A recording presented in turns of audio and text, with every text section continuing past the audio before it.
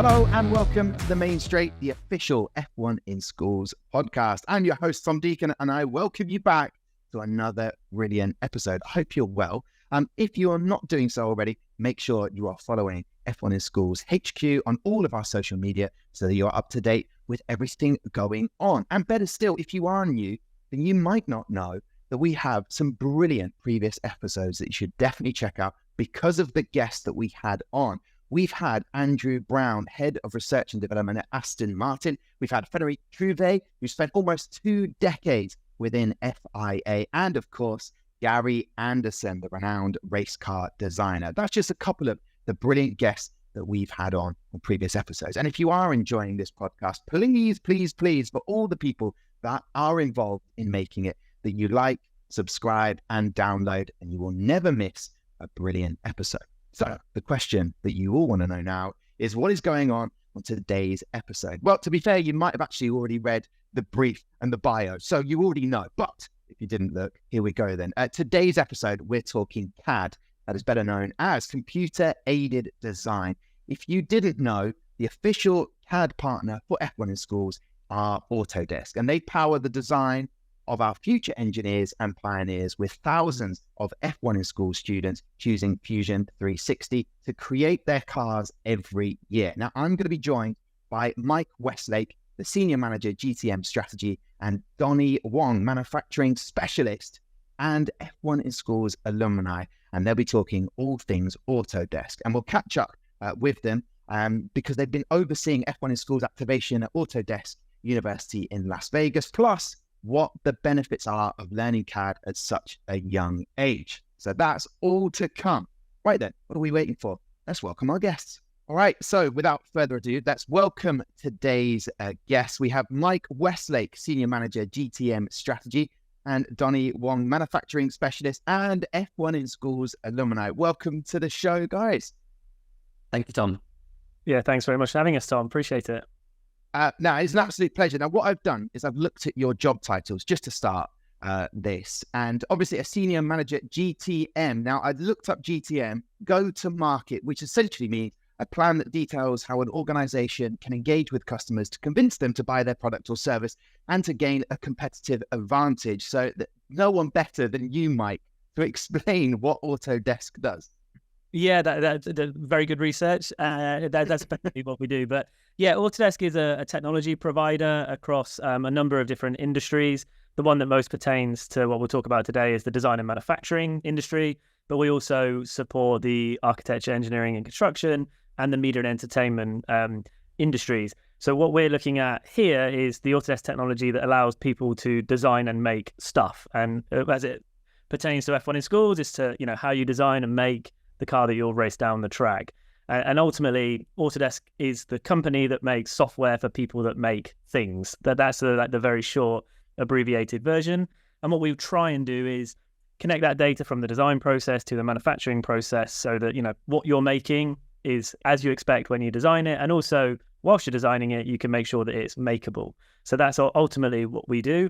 And in the space of education, we provide all of our software for free to students, educators, and institutions, and that includes the folks that take part in F1 in Schools. It's amazing. I mean, and what I loved about that explained everything I needed to know. That's it. We're going to end the podcast here today, gentlemen. That's it. No, not at all. But it's just interesting. Your job title. It sounds to me that you have those skills, and that's why I mentioned that go to market, because you're able to talk and convey your ideas, which must help you in your idea. And I know everyone competing in F1 in Schools has to convey their ideas. You did that so eloquently. So it's that what you're doing day to day in your job? Yeah, effectively is. And there's a quote, that strategy is only as good as the ability you have to articulate it. Because if nobody understands the vision or what you're trying to achieve, or in this case, how Autodesk can help an F1 in Schools team, then it doesn't matter how good the strategy or the product is if you're unable to articulate it. So I do think it's one of the skills required in the role I have, and probably quite a number of roles in large tech companies like Autodesk. It's around communicating and collaborating. Again, skills that you will build during F1 in Schools that I think will, transcend all industries and be able to port over to whatever industry folks decide to end up in. Now, Donny, we welcome you to the show properly now. Manufacturing Specialist, what does that job title mean? And how did you get involved working with Autodesk as a former F1 in Schools alumni? So thank you, Tom. Yeah, manufacturing specialist basically encapsulates all of manufacturing, predominantly from the fusion angle. So how do we turn something from software into a physical, tangible object? So I actually work in the Birmingham Technology Centre, where I operate machines like robotics, so industrial robots, additive manufacturing machines like 3D printing. And together I help validate the sort of software and that workflow. And it's quite an interesting journey that I've had. So I started off in F1 in schools back when I was in A levels. And thanks to my physics teacher who got me involved in this. Otherwise I wouldn't have even gotten into Autodesk. And that's how I was introduced into Autodesk. So I started off using Autodesk Inventor, and I really enjoyed the software. I really enjoyed CAD, and I eventually went into mechanical engineering at Bath. From there, I did a bit more work on Fusion, and then I started off going through internships at Autodesk. So in Birmingham, we have a fantastic internship scheme over the summers. So I went to 2 different internships across different teams, really enjoyed it, came back as a graduate, and now I'm here permanently as part of the workshop team. It's amazing. Well, a fantastic journey. And you must enjoy working with CAD and CAM to be in that position where you want to do it as a job and further your development, right? Absolutely. So I've always been a bit of a tinkerer, and I like making things. I do 3D printing at home. I make random things at home. You're building furniture, and really, this is I don't see it as a job. I see it as an extension of my hobbies, and it enables me to live the life that I want to. Yeah, there's a lot of freedom in the job, and there's a lot of capacity to explore different machines that I would otherwise never be able to explore myself. That's great to hear, Mike, about Donny's journey, and I suppose we should really delve into what that CAD is for anyone listening who doesn't quite understand or is new to the world of F1 in schools. I mean, first of all, what is CAD, and how can it be used to help F1 in school students?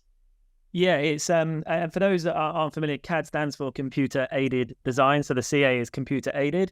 So many moons ago, before the folks that partake in F1 in schools were probably born, we used to design things with pen and paper on very large drawings. What is that? Pen and paper? That's crazy, Mike. and ultimately, the first part of CAD was putting that into a computer, and then Autodesk, the very first product a long time ago, was something called AutoCAD, which was basically, taking CAD from a pen and paper, taking design from a pen and paper activity to putting it on onto a computer in simple 2D form. That was sort of like 30 years ago now.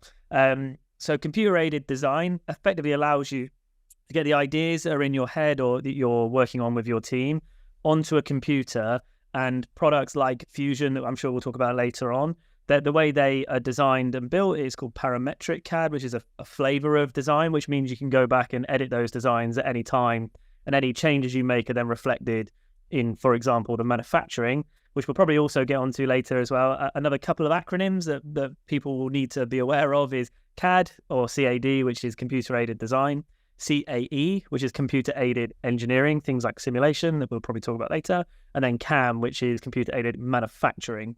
So you can't do the sort of the computer-aided manufacturing part. So what Donny's talking about, running machines, you can't do any of that without the design up front. So really it's capturing your intent and the problem you're trying to solve in a piece of what we would call like geometry or a design file, a 3D file. That's ultimately what CAD is.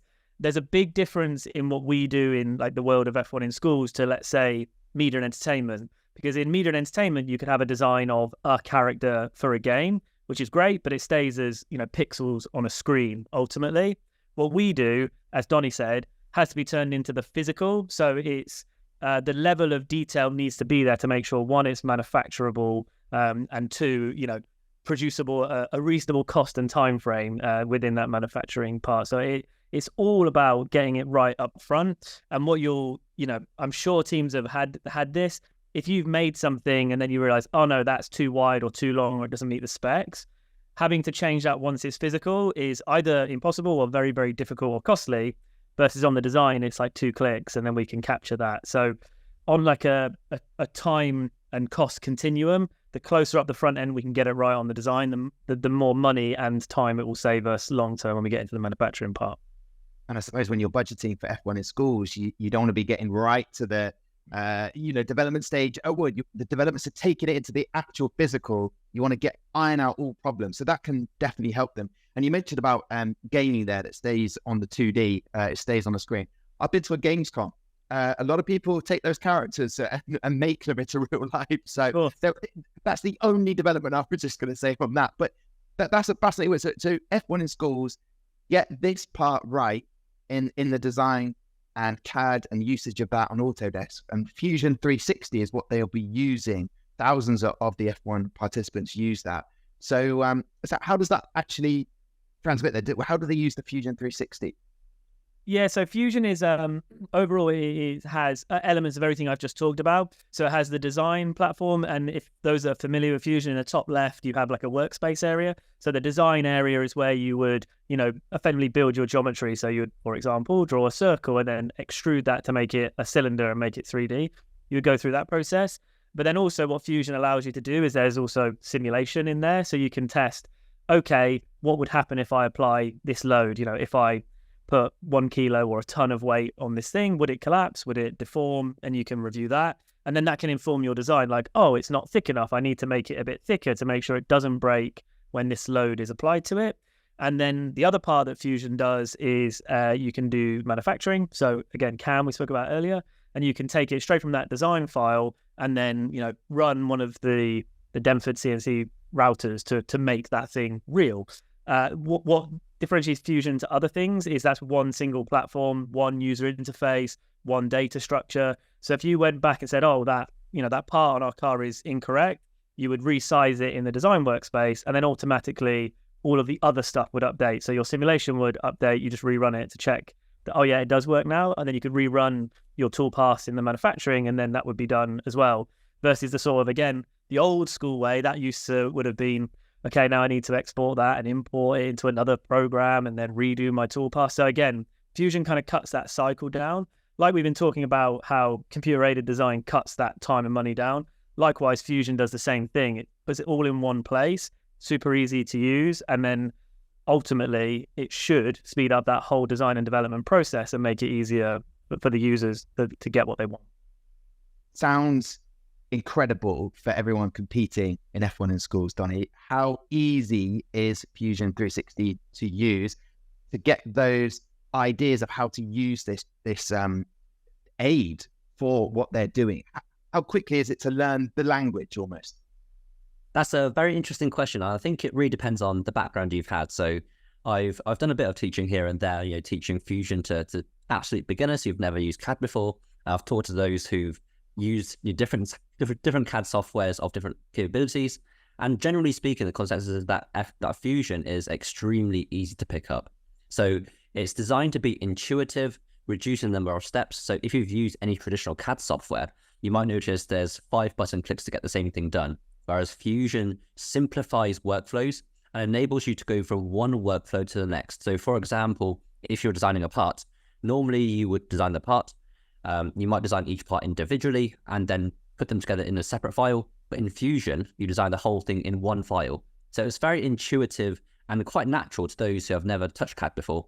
And then likewise, if you're going between designing something and then wanting to simulate it and then manufacture it, there's a seamless workflow in one single program, which allows you to not need 5 different programs to achieve the same thing.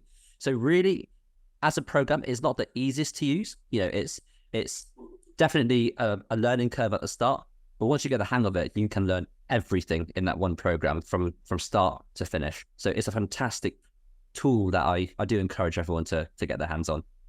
I did do a bit more research as well, and I can find out I can learn Fusion 360 in 30 days. I've seen on YouTube, I can learn it, so I can do that. And if I was to learn that, how can I take that skill in the outside world after F1 in schools? Mike, is that something that is easy? Can I take it into the actual professional real life world for maybe even getting a job? Yeah, the short answer is 100% absolutely. So that's my background is I used to be a design engineer, and every day I would go and design stuff. That was in the industrial machinery space. So I used to design machines that made tablets and food and things like that. But that's exactly what I did every day is I sort of would come in to work, open up the program and start designing things. And that ultimately is an enormous industry. You know, there's literally millions of professionals that is their day job, either as mechanical engineers or design engineers, or even, you know, Donny touched on it. There's new things coming like robotics and automation. They also use a number of areas of Fusion. So I do think that as a hard skill, it's definitely up there in terms of, you look at the world around you, everything had to be designed at some point. And if it was designed in the last 25 years, it would have probably gone through some software, and probably some Autodesk software, just to kind of back that up. So, you know, the toothbrush you used this morning to brush your teeth, the car you've driven to go to school, or the house you live in, you know, all of those things had to be designed by somebody, and that somebody was probably using some software like Autodesk software. Amazing. I mean, for me, knowing that there is that world that the students and competitors can get into, like Donny, I know that with Autodesk, about 13,700 employees. Donny, you're one of them, and so is Mike. So, I mean, can you see lots of people who compete in F1 in schools, if they really are kind of similar to yourself, you know, really get excited by that sort of work, can find themselves in a job afterwards? Absolutely. So I think F1 in schools is a great entryway into the world of Autodesk. So it really uses the best of what we have to supply. And also, first of all, Autodesk software is completely free to education, which is, you know, a very low barrier to entry. You know, there are other softwares I could have used, but I used Autodesk. And what I found is that, you know, going through the interview stages, you know, for my current position, they really appreciated that I use the software and that I know the software, and I appreciate the ethos of what Autodesk is all about. You know, we're about making anything, and there are definitely better candidates in that room. You know, better skilled, who have more experience, but they chose me because I just wanted to make things, and that's what matters to the company, is that I have the spirit of the company, and we have a great culture in cultivating that. So, you know, we encourage people to make things on our 3D printers. We encourage people to develop themselves, and, you know, if you're developing yourself from such a young age, you're doing F1 in schools, then really you've got the correct attitude to join us. There you go. Well, that felt like I was in a job interview, and I would definitely sign up to come and join to work with you, Donny. I want to just move things to the sort of perspective that, you know, in F1, real life F1 and F1 in schools, it's all about sustainability. How could Autodesk help? You know, we will get on to talk about CAE and CAM and CAD a little bit more, Mike, but how can that help the challenges that everyone's facing worldwide? Yeah, I think that sustainability is a big problem that is on everybody to fix, in terms of, it's not one company is going to fix that for everyone. It's on us as individuals as well as companies. And from a sustainability point of view, you know, Autodesk have had a foundation, which is a charitable arm that's been looking after sustainability for numbers of years. You know, we were doing this long before it was, I guess, more publicly common. And there's a number of areas that we feel are more important for a company like Autodesk. We mentioned earlier, like time and cost, when it comes to changing things in the design stage before it gets to manufacture. You know, there's some horrific statistics out there, especially around, like, let's say the construction industry. I think a third of all items purchased end up as waste, in terms of, because either that thing was designed differently or we over-ordered. You know, there's a lot of areas where we can be much better, and companies like Autodesk and the software we provide can help with that. When you're designing whatever it may be, your F1 in schools car, you have the ability to change the material from, you know, whatever it may be, something that's sustainable to something that's not sustainable. That has knock-on effects going down. And what we're interested in is providing that level of insight and information and data upfront to the user, right? Like, you've picked this material maybe, or this manufacturing process. That's not the most sustainable way. Have you considered this other material option or this other manufacturing ability? Because all we want to do is make that obvious to the user who maybe doesn't consider that, to give them an alternative, rather than expecting all of the individual users to know that, you know, this material is better than that material. So that's things where software, and, you know, more specifically things like machine learning and AI that are also part of the public consciousness, can really help. Is we can harvest a bunch of data and say, like, you know, this material performs better than this, or this has a bigger carbon footprint than this one, so maybe consider that in your choice. We'll still leave it up to the designer to, you know, for example, in the F1 race, if that material is only for a part that's this small and, makes your lap time 5 seconds faster, then you might make that trade-off. Versus if I'm, a large-scale manufacturer that makes furniture, that might be a different opinion versus a one-off versus 10,000. So we're always leave it up to the designer, but we're going to do all that we can to make it really transparent and clear as to what trade-offs you need to make if you pick that material or that manufacturing process. That's brilliant. Donny, what would you say it's kind of the pros of your job? What do you love the most about the things that you do? I think it's very much the opportunities that I get. So my if anybody asked me what my job role entails, I couldn't give them a straight answer. It changes day to day so erratically. So one day I could be working on a particular product within Fusion, developing it, validating it. The next day I could be events management as part of F1 in schools, or some other collaboration, or another day I could be training somebody else at a university. So it's that freedom to really explore what I want to do. And it's the ability and the freedom that they give me to trust me, to know that whatever I do is adding to the company. So I'm not a gear in a machine. I'm not a cog in a machine. I am an individual person who's contributing in whatever way I think as the company, and they appreciate that. I think it's that mutual trust that I really benefit from and I really appreciate in the company. Now, I do want to talk about the Autodesk University activation that took place in Las Vegas. Were you part of that, Donny? Absolutely. So I was project management of that competition, so of that activation, and it was a very interesting journey to get there. So as part of the F1 in Schools AU event, so Autodesk University is our external conference where we invite many of our customers in, and they get an appreciation of Autodesk and what we can offer. They get upskill themselves or network with other people in the same industry. But it's very much an AEC experience, which is architecture, engineering, and construction. So that's buildings, bridges, infrastructure. So not so much designing small products. And so my team, in collaboration with Mike's team in education, we wanted to bring this part of Autodesk into an area that's more prominent at Autodesk University. So in this case, we decided to bring this stand where they can go around, they can design their own cars using what we call configurations in Fusion. And that's the ability to basically pick different parts and different presets and design their cars in about 30 seconds. So we're trying to encapsulate the whole F1 in Schools experience into a 20-minute walkthrough of the stand, making a car, designing a car, picking the parts they want, building it themselves, and then actually racing the car as well.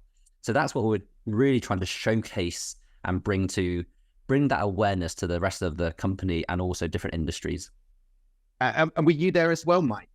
And I'm curious to know how that was received. I mean, F1 in School students participants will be thinking in their head, 20 minutes to design everything. That's crazy. I spend months, hours, tens of hours, So how was it received in Las Vegas?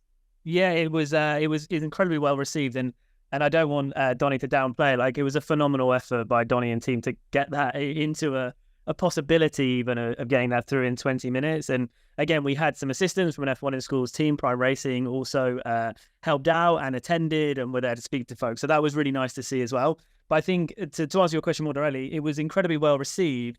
And also a lot of, as Donny said, it's our user conference. So there's, very large customers, small to medium businesses that will attend that from all of our different industries. And a lot of the people were like, this, even though I do build bridges and infrastructure and things like that, this is an incredible way to activate, STEM in the classroom in my local school, knowing that they'll be doing this, but I might want to hire them as a infrastructure company. So a lot of folks from outside of our industry, just like Donny said, that was kind of one of the intentions, is making this more broadly known. Saw this as a great way of activating, problem solving and engineering on a larger scale in their local area. So that was really good to see. Donny planned, and we had CO2 cartridges for a certain amount, and we far exceeded that. Poor old Donny had to go and try and source that locally in Vegas at a very short notice. So I think it exceeded all expectations, and I think the fun that was had going through that also added to that experience. It wasn't sort of just a formal, walk through and learn some stuff. It was really fun. Competition, as we all know, gets people going. We had a leaderboard there. So that sparked quite a lot of interest for folks, either company to company or peer to peer within their company. So that was really nice to see as well. And I think that experience that they had in that 20 minutes, you extrapolate that out to be a 6-month, 9-month project, and you can see why that's so useful and so beneficial for the participants. So I think it was a huge hit, in my opinion. I'm just hearing Donny's just problem solving. That's the number one thing of F1 in schools. Problem solving, communicating, and leaderboards there.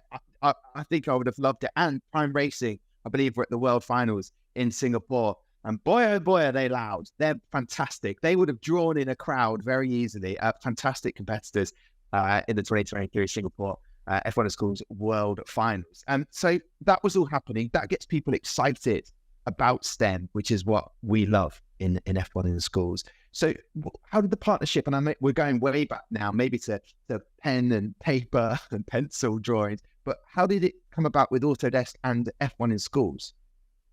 Yeah, it feels like a long time ago. So it was 15 years ago, and probably the negotiations started long before that. And maybe the contract was even signed on pen and paper back then, pre-PDF. But yeah, it came around from effectively a mutual, I would say benefit, but a mutual aspiration by both companies to get STEM more into the school programs. This was like pre-STEM days, right? Before we had that acronym of STEM and everyone was trying to bring STEM into the classroom or into the school. Autodesk and F1 in schools had a mutual aspiration that, one, students understand the incredible and varied opportunity there is in engineering. And if we look at some of the statistics around the world, like, the UK, a fifth of the GDP or the gross domestic product. So all the stuff that UK makes, a fifth of that is from engineering. So, 1/5 of all the stuff we do as a UK has engineering, but that wasn't necessarily talked about in schools. And what Autodesk and F1 in schools are really interested in is making that an engaging, ultimately, as we've just discussed, problem-based kind of learning approach to inspire students into the industries that, in selfishly for Autodesk that we serve, that we wanted to have people coming out thinking that a career in design and manufacturing was cool, or, a career in civil engineering is cool, whatever it may be, because traditionally those have been seen as either dirty or dangerous or not for bright students. And historically, that's how they were kind of categorized. And that couldn't be further from the truth and the lived reality that I have, that Donny has, and that, tons of engineers have around the world. Obviously we're biased, but I think this is one of the most incredible industries you could work in. Like, why wouldn't you want to be part of designing and making a better world? And we saw F1 in schools as a really kind of perfect way of showing our process from design, analyze, make, and then in this case race, and then get feedback, marketing it, all of that stuff in condenses it into like a perfect little, a perfect problem set to do. That's where that partnership started 15 years ago. Obviously it's evolved over time, and it's now, far better than we probably ever envisaged 15, 16 years ago. And I do think that this is the type of way I think is the best way to learn engineering, is experiential learning of doing that thing, designing something, making it, racing it, getting feedback. And I can't think of a sort of better way of teaching students that. Well, I personally meet a lot of people through doing the Main Straight, the official F1 in Schools podcast, and just the spark, the energy that you both bring. Why would people not be inspired by what you're doing? So I absolutely love it, because you talk right at the start of this conversation. You're able to get across your ideas. And I have to say, I'm already just Googling maybe to how I can get involved in Autodesk a bit more. Just thinking personally, because you want to be around other like-minded people. They're excited about these challenges. So I absolutely love that. And I kind of want to know, Mike, what's the future for Autodesk and F1 in schools? Yeah, I think that there's a number of areas, right? We'd both love to grow that competition and get access to more students to help inspire them into careers in STEM. But, selfishly, Donny and I are from the design and manufacturing background. We'd love you, if you're watching this, to go to that way, because it's the best industry possible. But ultimately, I want to get access to more students, because there's still people out there that don't know this is a viable career, don't know how, wonderful of a career it is for learning opportunities, for earning capacity. Like, again, like UK numbers, you'll earn more if you have like a STEM degree or you have an engineering degree. So there's even things like that people just aren't aware of. And, if you're in a more traditional school, you'll get told that, the best way to do this is go and study A-level English, math, science, and then go to university and study English, math, or science. And that, I don't think that's necessarily the best way when you've got something like F1 in schools where you can demonstrate and prove your knowledge. So I'm keen in making that bigger and better and accessing more students to make sure we can share that message of how wonderful this industry is, and hopefully inspire the next generation of makers and designers to join this industry and take us forward. Because rolling it back to your sustainability question, ultimately, if we don't get the best and the brightest people into this industry, that'll slow down our progression on sustainability and climate change. So the only way we can, I'm trying not to be dramatic, but the only way we can sort of save the world in that aspect is by getting the brightest brains into our industry and making sure that we're designing and ultimately making a better world for everybody. I don't mind a bit of drama, Mike. I like that on this podcast. You've got to have a bit of drama. People will be, compelled to do something immediately, and that's fantastic. There's a couple of things I definitely want to cover before we wrap things up, guys. First of all, you did mention that we would talk a little bit more about CAE and CAM, Mike. I don't know whether you or Donny want to talk about that, just so people get a flavor and understanding of what that is. We also need to maybe any recaps about Fusion 360 and maybe some tips for our competitors that might help them along in their journey. And then finally round out with any thoughts that you want to just pass on as a last message. So let's start with that CAE and CAM, then Mike. Yeah, and Donny, feel free to jump in and keep me honest, but we kind of went through the design, analyze, make cycle, which is, what F1 in schools is all about. So CAD is that design part, and CAE or computer-aided engineering is that simulation part. So that's where you would analyze the thing you've designed, giving the computer some sort of real world. Well, what happens if I crash this into a wall? What happens if I put a 1-ton weight here? And then the computer will, work out, okay, that would deform the part, or it would fracture the part, or whatever it may be. And then you can use that to go back and change your design. So in my, back in when I was a design engineer, that's the sort of scenario we would simulate is, what if somebody in a forklift drives into the side of this machine? Would the external casing get deformed or crack and cause problems? And then if it wasn't thick enough or wide enough or whatever it may be, you could then go and change your design, rerun that simulation, and then make sure it all works. So that's the simulation part. So it's effectively getting as close to a real world application in the software as possible to test if it would work or not. And then finally, we would move into the manufacture or the make side of things, where we would take our designs that we know have simulated well, and we can then go and manufacture them. So in Donny's case, I'm sure he can give some much better kind of up-to-date information. The machines that he's effectively driving at the Birmingham Technology Centre, that's how we would translate that 3D design or that 3D file into the sort of the zeros and ones that move the machine head, left, right, X, Y, and Z, and things like that. So that's the area that the CAM would take part in, computer-aided manufacturing. And again, Fusion as a product is one of the, if not the most seamless and best versions of that in the industry today. So I do want people to understand that the way it works in Fusion, as Donny said, we've spent, countless hours and pounds and dollars to make sure that user interface is super easy. And that sometimes fools people to thinking it's not as sort of powerful as it actually is. We've made that easy intentionally so you can, as Donny said, get up from 0 to 100 in, you said 30 days, but there's even a 60-minute course that I need to share with you after this call's on. But I would also say that seamless integration is how we see the sort of the modern or the future engineer working. It's in one platform. All of your data is connected. You can change something in the design and it updates your toolpaths just before you go and run the machine, right? So you're never out of date. If you make an update in one area, it's updated across that entire life cycle of your product. In this case, an F1 in schools car. Donny, have you got anything to add or specifics around CAM that you're working with? Absolutely. So I think there's been really interesting developments in the world of engineering and manufacturing. And the past 20, 30 years have been, how do we get this digital model into a physical object? So making that toolpath, how do you move the machine? That's relatively trivial nowadays.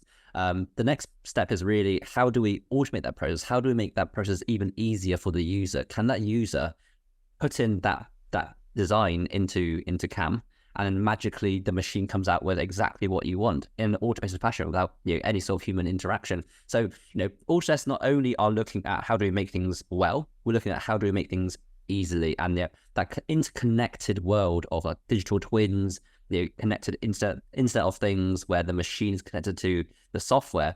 That's really where we are going, and I think that's a very, very exciting area that F1 in schools and especially younger engineers are really interested in. It's an area where old school engineers like Mike, for example, might think you need to have actual designing skills. You need to be able to run a machine. You need to know all the parameters. But nowadays, it's about the idea and the vision. And so it's not so much can you operate a machine. It's do you know what you want? And I think that's the important thing now is engineers are turning away from being button pushers. They are now becoming the sort of inspiration for machines to operate. And that's a very high level thinking. And that's one area which I'm really excited about, in that this is technology which is now accessible for students, and technology which is becoming more and more accessible as we go. And so I can only really encourage students to get involved in this world now whilst it's growing and developing, and get their hands stuck in.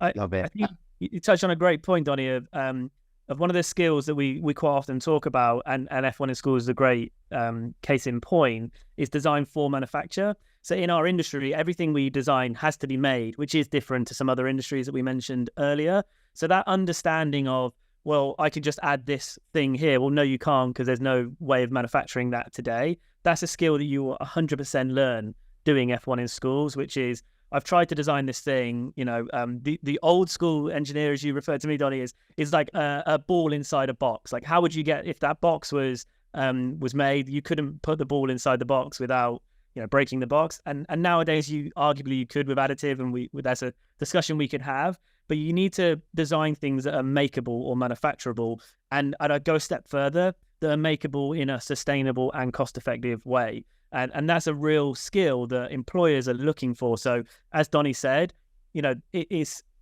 designing stuff and pushing buttons on machines is interesting, but not as interesting as that thought process of, can this thing be made? Yeah. This is excellent. Mike, Donny, I could chat for hours with you because you're just inspiring. That is definitely the word I would use for both of you. If there was one final tip for anyone listening, getting into Autodesk and using the CAD system, and they're getting along in F1 in schools, what's that one tip, just a little bit of nugget of advice just to help them out? For me, I think it's the experience of doing. So I actually just do that thing. So if you want to design cars or motorbikes or aeroplanes or buildings, whatever it is, start that process with something like F1 in schools, where you actually go and do that thing. Because it's great in a number of areas. One, it gives you the skills required to do that role, should you want to do that when you graduate or when you finish school. But also, not only from the skill acquisition, but you selfishly know, actually, that's not what I thought it was. It's not as fun, or it's not as engaging as something else. And the only way you're going to do that is by trying these things. So as well as not shying away from failure, is just move forward and start doing that. Just start there, do that, see how you like it. And actually, maybe furniture isn't for me. I prefer designing, aerospace, and then you can go and try that. So just keep trying those things and get that experiential learning to see if that's something you want to progress. I knew I was going to feel sad as I rounded out this chat with both of you, Mike and Donny. I knew I was going to feel sad, and I'm sure everyone listening will feel sad. Any final thoughts of where they can get information on Autodesk or anything like that before I round out this episode of The Main Straight?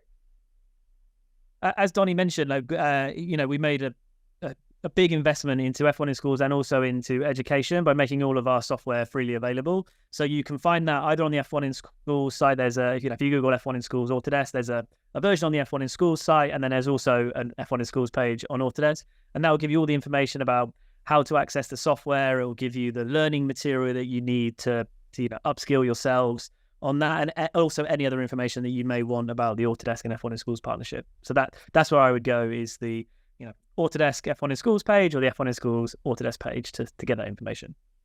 It's not a feature yet, but it might be. Gentlemen, thank you so much for your time. Mike and Donny, thank you very much for being part of the Main Straight official F1 in Schools podcast. Amazing. Thank you, Tom.